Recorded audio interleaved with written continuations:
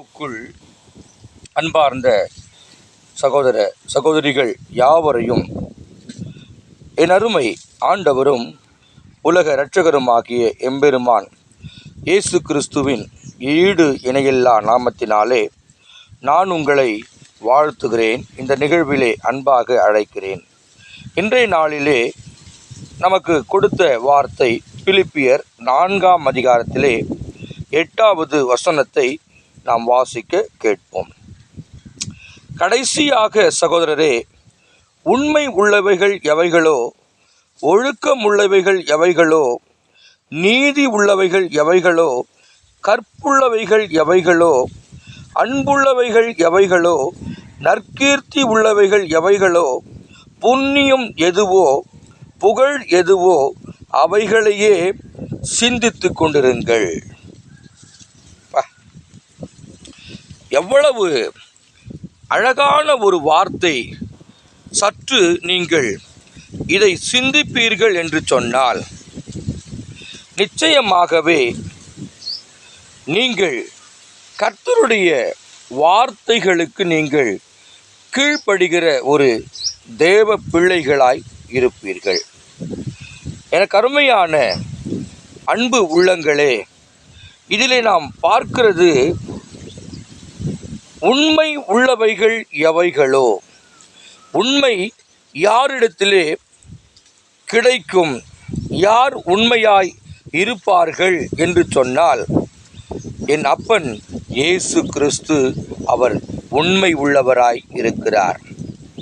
அடுத்தது காரியம், ஒழுக்கம் உள்ளவைகள் எவைகளோ, அவருடைய எல்லா செயல்களும், அவர் நம்மிடத்தில் நடந்து கொள்கிற விதங்கள் ஒழுக்கமாயிருக்கும் என்பதை நீங்கள் மறந்து போகக்கூடாது.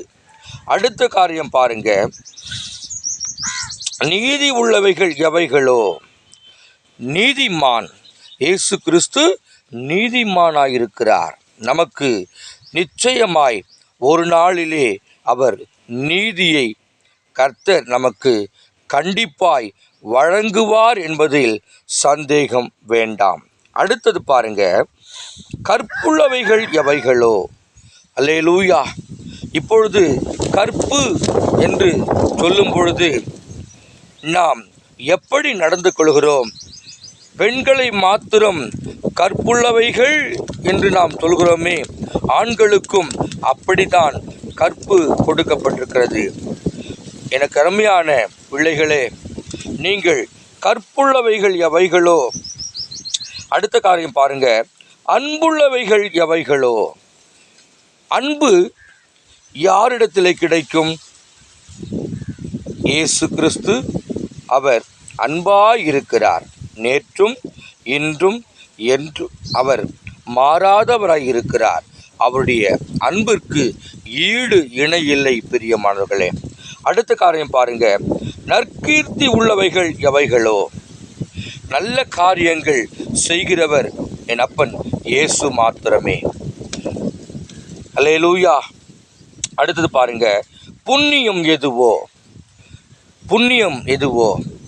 புண்ணியம் என்று சொல்லும்பொழுது நாம் மற்றவர்களுக்கு ஏதாகிலும் நாம் உதவி செய்தால் அதுதான் கர்த்தருடைய பார்வையிலே அது புண்ணியத்தை குறிக்கிறது பிரியமானவர்களே.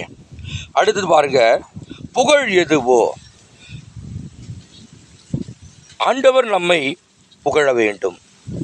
மனுஷர்கள் நம்மை புகழ்ந்தால் அந்த புகழ்ச்சி ஒரு நாளும் நிலைக்காது பிரியமானவர்களே. இன்றைக்கு புகழ்வார்கள், நாம் சென்ற பிறகு நம்மை தூஷணமாய் பேசுவார்கள், ஏளனமாய் பேசுவார்கள், கேவலமாய் பேசுவார்கள், கேலி கிண்டல் செய்து நம்மை அவர்கள் இகழ்வார்கள். ஆனால் என் அப்பன் இயேசு நம்மை புகழ்ந்தால் அந்த புகழ்ச்சிக்கு ஈடு இணையில் இல்லை. இதை கேட்கிறதான அன்பு உள்ளங்களே, பாருங்களேன், புகழ் எதுவோ அவைகளையே சிந்தித்து கொண்டிருங்கள். நம்முடைய சிந்தனை எப்படி இருக்கிறது? இன்றைய காலை நேரத்திலே நம்முடைய சிந்தனை எப்படி இருக்கிறது என்பதை நாம் சற்று நேரம் சீர்தூக்கி பார்த்தால் நிச்சயமாகவே கர்த்தரிடத்திலிருந்து நமக்கு புகழ் வரும். அவர் நீதி செய்கிறவர், அவர் கற்புள்ளவர், அவர் உண்மை உள்ளவர். எனக்கு அருமையான தேவ ஜனங்களே, நீங்கள் மறந்துடாதீங்க. உங்களுக்கு புகழ் வேண்டுமானால் கர்த்தருடைய பாதத்திலே நீங்கள் அமர்ந்து ஜெபிப்பீர்கள் என்று சொன்னால், வேதம் வாசிப்பீர்கள் என்று சொன்னால், ஒழுங்காய் சபைக்கு நீங்கள் செல்வீர்கள் என்று சொன்னால், நிச்சயமாகவே கர்த்தர் உங்களை புகழ்வார். பிரியமானவர்களே, ஜெபிக்கலாமா? நன்றாய் புரிந்து கொள்ளுங்கள்.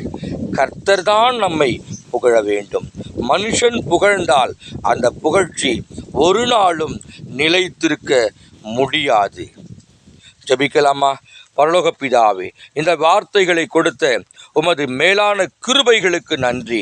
அப்பா, நாங்கள் இதில் சொல்லப்பட்ட காரியத்திற்கு நாங்கள் தகுதி உள்ளவர்களாய் நாங்கள் நடந்து கொள்ள, இந்த காரியத்தை நாங்கள் யோசிக்க, ஆண்டவரே, அந்த காரியங்களை நாங்கள் பின்பற்ற கர்த்தர் எங்களுக்கு உதவி புரியும்படியாய் இயேசுவின் நாமத்தில் ஜெபிக்கிறோம் நல்ல பிதாவே.